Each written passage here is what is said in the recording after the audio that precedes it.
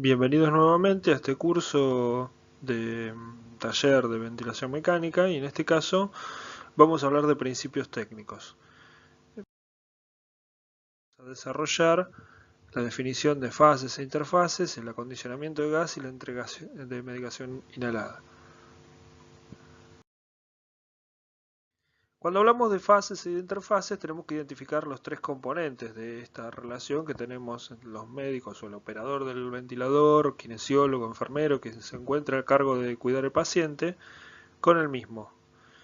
Está el paciente que tiene su patología, el ventilador que ocupa la función de reemplazar la ventilación y el operador. Entre el paciente y el ventilador se encuentra la interfase paciente-ventilador y entre el operador y el ventilador se encuentra la interfase ventilador-operador. Lo que vamos a desarrollar en este caso es la interfase entre el paciente y el ventilador. Y luego veremos de qué se componen la interfase de ventilador-paciente. Básicamente hay una serie de tubos que conducen el aire, lo acondicionan y eventualmente entregan gas con medicación aerosolizada. Para hacerlo necesitan las tubuladuras, los dispositivos para humidificar y calentar el aire. Puede haber aerocámaras para la entrega de medicación, puede haber una pieza ENI y después está el tubo orotraqueal o cánula traqueal que llevará el gas hasta el paciente en caso de que estemos ventilándolo en forma invasiva. También puede haber trampas de agua cuando la humidificación es activa y filtros bacteriológicos. Aquí hay un ejemplo de un ventilador un Hamilton Rafael, que es el que usamos habitualmente en nuestra terapia, en donde podemos ver las tubuladuras con trampas de agua en el medio, las dos válvulas, tanto inspiratoria como expiratoria. En este caso la rama inspiratoria además tiene un humidificador calentador con sensores, tanto para la humedad como para la temperatura, que se interponen en la rama inspiratoria. También hay un filtro inspiratorio y una membrana y válvula expiratoria. Acá está la pieza ENI y posterior a la pieza ENI está el sensor de flujo en este tipo de equipos. El sensor de flujo tiene una membrana en el medio que a ambos lados de la membrana lleva unos conectores que tienen los sensores de flujo. Proximal a esto hay una tubuladura que no debe ser muy larga porque si no aumenta el espacio muerto. Todo lo que se encuentre entre la pieza ENI y los alvéolos del paciente es espacio muerto. Por lo tanto, agregar cosas en este lugar implica aumentar el espacio muerto. Finalmente un codo o pieza en L, como quieran decirle, y el tubo orotraqueal conectado en este caso a un pulmón artificial, en este caso para la prueba del equipo nada más. Y tienen los componentes dispuestos de otra manera. Por ejemplo, esto es un esquema de un ventilador de otra marca, del Grafnet, en donde lo que vemos es aquí la salida de la rama inspiratoria con la tubuladura hasta el calentador, también tienen trampas de agua, la pieza ENI, y aquí se puede agregar un nebulizador. Cuando entregamos medicación tenemos que recordar que algunos respiradores tienen la posibilidad de nebulizar, tienen un puerto con la posibilidad de poner una cánula cristal hasta el dispositivo en T con el nebulizador para que el jet de gas aerosolice la medicación en cada una de las inspiraciones. En cada inspiración se va a eyectar parte del volumen corriente a través de esta tubuladura y va a generar el aerosol en la rama inspiratoria, siempre hay que ponerlo. No es bueno que el nebulizador se encuentre muy cercano a la pieza ENI porque la calidad de la gota que va a alcanzar el alveolo va a ser mala. Para lograr una buena calidad de gota tiene que estar por lo menos entre 30 y 40 centímetros de la pieza ENI, es decir, más proximal al equipo. También la rama aspiratoria tiene una trampa de agua y finalmente lo que veíamos los sensores de flujo, P1 y P2 en este caso, y la válvula expiratoria, están más cerca de la salida del gas que de la pieza ENI como ocurría en el respirador anterior. Esta es otra posibilidad, también aquí hay un sensor, una celda de oxígeno para sensar la saturación a la que sale el gas, algunos equipos la tienen en este el sitio y otros lo tienen en otro lugar. Bien, ¿cómo se acondiciona el gas?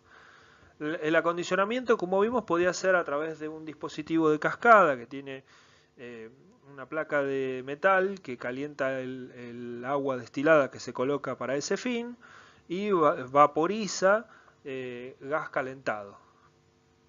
Eso se interpone entre el respirador, en las tubuladuras de la rama inspiratoria y el paciente. Entonces cada inspiración va a atravesar la tubuladura, se va a calentar y va a llegar al paciente caliente. Hay otra forma de humidificar que es la humidificación pasiva. Los humidificadores pasivos, aquí tenemos un esquema, tienen una membrana semipermeable que deja pasar el gas, pero no deja salir del paciente la propia humedad y calor del paciente.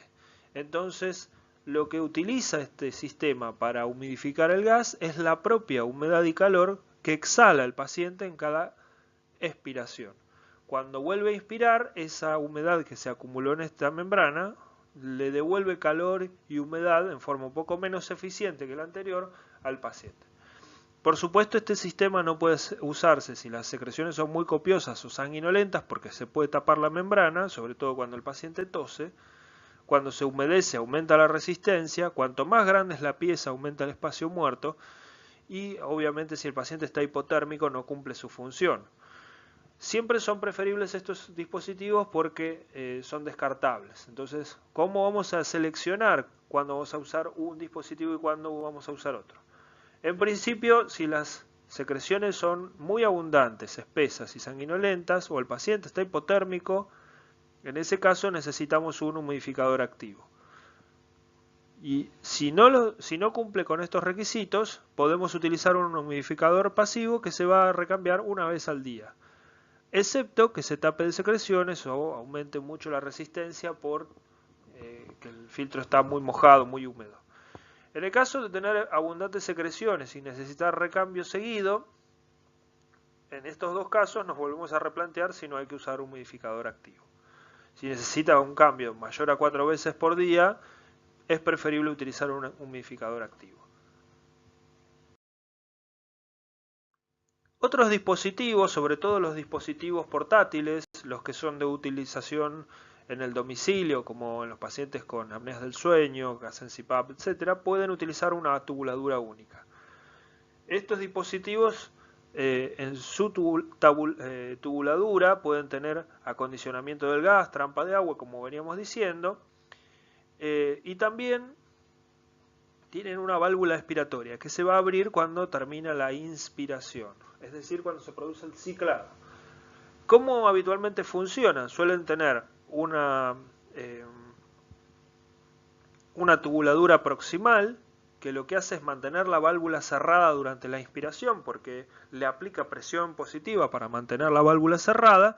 Cuando la inspiración termina deja de aplicar esa presión y la válvula queda abierta, que es su posición natural si no hay aumentos de presiones por la circulación del gas. Y suele tener también otra tubuladura cristal distal a la válvula expiratoria que sirve de sensor para los esfuerzos del paciente. La mayoría de estos equipos puede funcionar alternativamente con tubuladuras doble, como es este caso particular, o puede utilizar una única tubuladura. Generalmente lo que hacen estos equipos es acelerar y desacelerar el flujo para hacer inspiraciones y expiraciones.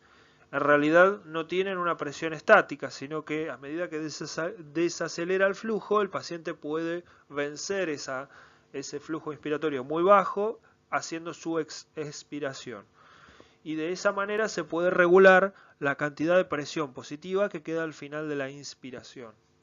Por lo tanto, se puede administrar presión continua al final de la inspiración, presión continua en la vía aérea, que funcionaría como presión positiva al final de la inspiración, es decir, PIP de la expiración, o bien hacer BiPAP, es decir, presión binivelada, que es una modalidad que se utiliza habitualmente cuando el paciente tiene apneas del sueño de tipo centrales o cuando necesitan una sustitución de la ventilación. Bien, repasando las formas de entregar medicación, habíamos visto que algunos equipos tenían un tipo de nebulizador que utilizaba una pieza en T en la tubuladura inspiratoria, a más o menos 40 centímetros de la pieza en I, y en esa pieza en T llegaba un chorro de gas que aerosolizaba lo que contenía la cubeta, que es medicación diluida. No hay que diluir demasiado la medicación. Si uno la diluye en 5 centímetros cúbicos de solución fisiológica, puede estar tardando en aerosolizar esa medicación entre 30 y 40 minutos. Por lo que hay que utilizar cantidades pequeñas. Tampoco hay que utilizar demasiado concentrado, porque podemos tener consecuencias de la medicación, como pueden ser calambres por los beta 2 o temblor, etc. Hipocalemia y otras cosas. ¿Cuál es la cuestión respecto a respiradores que no tienen la posibilidad de integrar el nebulizador en la tubuladura? Algunos equipos, como el Maquet, no tienen la posibilidad de colocar un nebulizador y nebulizar a partir de una tubuladura que está programada desde el respirador como parte de la inspiración. No es que no se pueda utilizar ningún sistema, uno puede utilizar nebulizadores de estas mismas características con una pieza en T, pero la fuente de presión tiene que ser otra. Puede ser oxígeno de la pared o aire comprimido, lo cual agrega gas a la tubuladura, que es externo a lo que está entregando el respirador. Por supuesto que esto tiene sus riesgos, porque aumenta la cantidad de gas circulando en la tubuladura. Se puede utilizar, pero es riesgoso.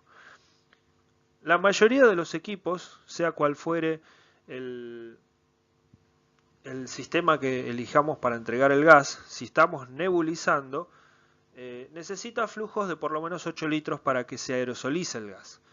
Y esos son flujos altos que se agregan a la tubuladura si uno está usando una fuente externa. La posibilidad de que el gas llegue al alvéolo aumenta si aumentamos los tiempos inspiratorios, los volúmenes corrientes y las presiones dentro de la vía aérea. Así que hacer cambios en la programación del equipo pueden garantizarnos una mejor entrega del aerosol. Lo que debemos recordar es que todo este circuito, el de la pieza en T y el nebulizador, debe ser retirado del respirador una vez que han dejado de utilizarse, porque puede generar fugas y además se puede generar sobrecrecimiento bacteriano en el líquido que puede llegar a quedar en la aerocámara. Debe lavarse y utilizarse de vuelta, pero cuando esté estéril.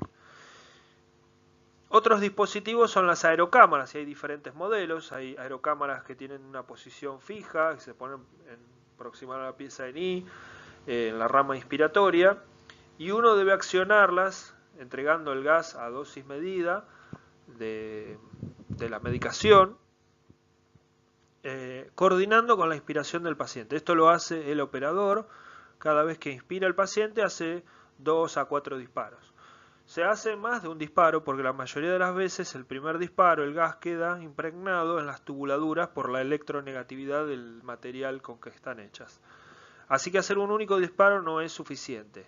Y en general también se hacen varios disparos porque el volumen corriente que estamos utilizando es mucho menor que el que está estimado en una persona que utiliza el aerosol haciendo una inspiración máxima, en donde lo que está movilizando es toda su capacidad vital.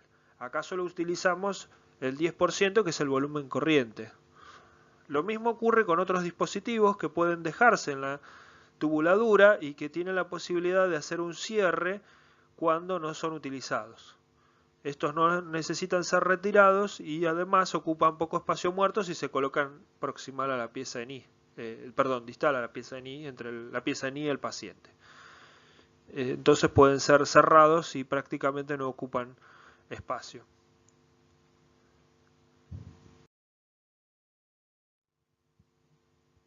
Bueno, respecto a todo lo que discurre entre la pieza en I y la tráquea del paciente, tenemos aquellas que instrumentan la vía aérea, en el que se utilizan en la ventilación mecánica invasiva, como el tubo orotraqueal o la cánula de traqueostomía, en el caso de que el paciente esté traqueostomizado, y en el caso de que uno utilice ventilación por fugas, es decir, ventilación no invasiva, donde no hay instrumentación de la vía aérea, quiere decir que no está la vía aérea asegurada, tiene diferentes dispositivos. Vamos a empezar por el tubo orotraqueal. Es un tubo que tiene un neumotaponamiento que debe tener una presión adecuada. Son dispositivos que tienen alto volumen y baja presión. No debe exceder los 35 centímetros de agua de presión porque esa presión compromete la irrigación de la mucosa y puede generar isquemia y lesiones posteriores en la tráquea. En tanto, si es menor a 20 centímetros de agua, no garantiza de que esté asegurada la vía aérea y que pueda filtrar el lago faríngeo o todo el líquido de secreciones que esté por arriba. El tubo tiene un conector universal de 2.1 centímetros, igual que el tubo de la cánula de traqueostomía. Como se puede ver, la sección puede ser similar, pero el largo de la cánula respecto al tubo orotraqueal es mucho menor. Eso hace que su espacio muerto esté mucho más reducido que el caso del tubo orotraqueal, que si bien es menor que la vía aérea normal, es mucho mayor que el de traqueostomía. Y eso puede ser una ventaja en pacientes ventilados en forma prolongada. ¿Qué pasa con las cánulas, con las máscaras de ventilación no invasiva?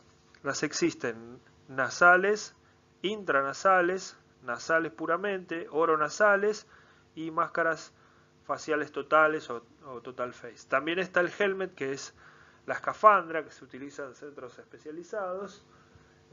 Cada uno tiene puntos de apoyo distintos. Uno va a tener apoyo en las fosas nasales, otro en el puente y los laterales de la nariz, el otro en el puente y la barbilla y el surco mentogeniano, y finalmente en toda la frente, surco mentogeniano y las mejillas, el total face.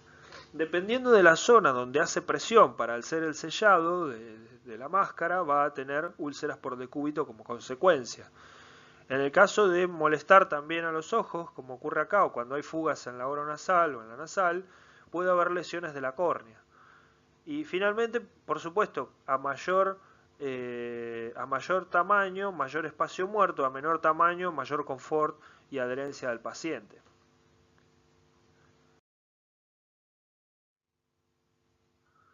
Bien, para finalizar, recordemos que la interfase entre el paciente y el ventilador conduce, acondiciona y agrega medicación inhalada al gas que sale del ventilador desde hasta el paciente y desde el paciente hasta el medio ambiente. En tanto que la interfase del ventilador y operador permite la programación del modo, los parámetros y monitorear en tiempo real todas las variables que vamos a ir viendo más adelante. Muchas gracias.